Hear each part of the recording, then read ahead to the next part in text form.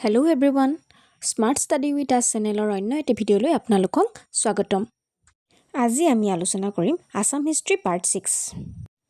জয়দা সিংহ ওৰফে চুটামলা সেনাধ্যক্ষ মীৰ জুমলাৰ অধীনত মোগলৰ অসম আক্ৰমণ তেওঁৰ ৰাজত্বকালৰ আটাইতকৈ গুৰুত্বপূৰ্ণ ঘটনা আছিল। মীৰ জুমলাই ৰাজধানী গড়গাঁও দখল কৰিছিল আৰু চুটামলা তাৰ পৰা পলায়ন কৰিছিল। সেয়েহে তেওঁক ভগনীয়া ৰজা বুলিও জনা যায়। ট্ৰিটি অৱ ঘিলাজাৰিঘাট আহোম আৰু মোগলৰ মাজত ১৬৬৩ চনৰ ২২ জানুৱাৰী তাৰিখে স্বাক্ষৰিত হয়। চুক্তিৰ চৰ্তাৱলী অনুসৰি আহোম ৰজা আৰু টিপমীয়া ৰজাই তেওঁলোকৰ জীয়ৰীহঁতক মোগল হাৰেমলৈ পঠিয়াইছিল। সেই আহোম ৰাজকুমাৰীগৰাকীৰ নাম আছিল ৰমণী গাভৰু। পিছলৈ তেওঁ ঔৰংজেবৰ পুত্ৰ আজম শ্বাহ ওৰফে আজমতাৰাৰ সৈতে বিবাহপাশত আবদ্ধ হয় আৰু তেওঁৰ নাম পাছত ৰহমত বানু বেগম ৰখা হয়। চক্ৰধ্বজৰ শাসনকালত ১৬৬৯ খ্ৰীষ্টাব্দত আলাবৰী যুদ্ধ সংঘটিত হয়। এই যুদ্ধ শৰাইঘাটৰ যুদ্ধৰ পূৰ্বে আহোম ইতিহাসৰ আটাইতকৈ কৰুণ যুদ্ধ হিচাপে পৰিগণিত হয়। এই যুদ্ধখন ব্ৰহ্মপুত্ৰৰ উত্তৰ পাৰত আমিনগাঁও আৰু হাজোৰ মাজৰ দলিবাৰীৰ ওচৰৰ আলাবৈ পাহাৰৰ ওচৰৰ সমভূমিত সংঘটিত হৈছিল।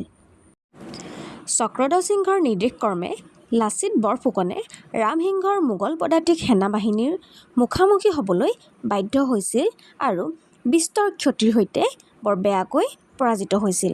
এই যুদ্ধত আহোম সৈন্য ১০,০০০-এ মাতৃভূমিৰ বাবে যুঁজ দি শ্বহীদ হৈছিল। উদয়াদিত্য সিংহ চক্ৰধ্বজ সিংহৰ মৃত্যুৰ পিছত তেওঁৰ ভাতৃ মাজু গোহাঁই সিংহাসনত বহে। তেওঁৰ শাসনকালত গুৱাহাটীত শক্তিশালী দুৰ্গ নিৰ্মাণ কৰাটো এক উল্লেখযোগ্য সফলতা আছিল।